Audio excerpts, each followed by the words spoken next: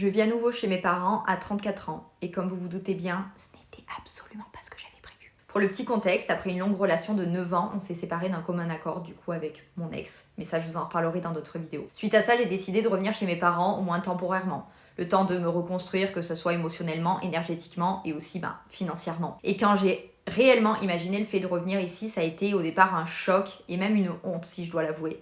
Parce que dans ma tête, c'était vraiment un échec de parcours. Comme si à 34 ans, je devais être partout, sauf ici, dans ma chambre d'enfant. Et quand j'en ai réellement parlé autour de moi, on m'a beaucoup rassurée. On m'a parlé de chance, on m'a parlé de soutien, de cocon. Et c'est vrai que du coup, à partir de ce moment-là, j'ai commencé à déplacer mon regard. Parce que de base, dans ma tête, j'avais tout un scénario. Peur de ne plus être libre, peur de subir un rythme qui n'était pas le mien, de ne pas manger pareil, de perdre mes routines, d'une emprise parentale, de me sentir enfermée. Bref, la liste est hyper longue. En réalité, rien ne s'est passé comme ça. Rien. Tout se passe bien.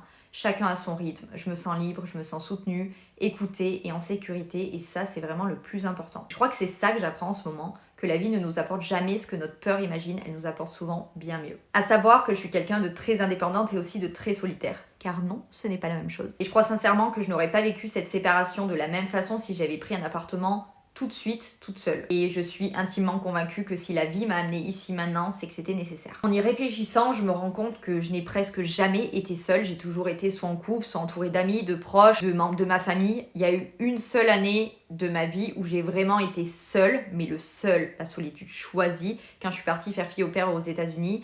Et pour moi, c'est la période où je me suis le plus rapprochée de moi-même, de mon courage, de mes choix, de mes convictions, de mon feu.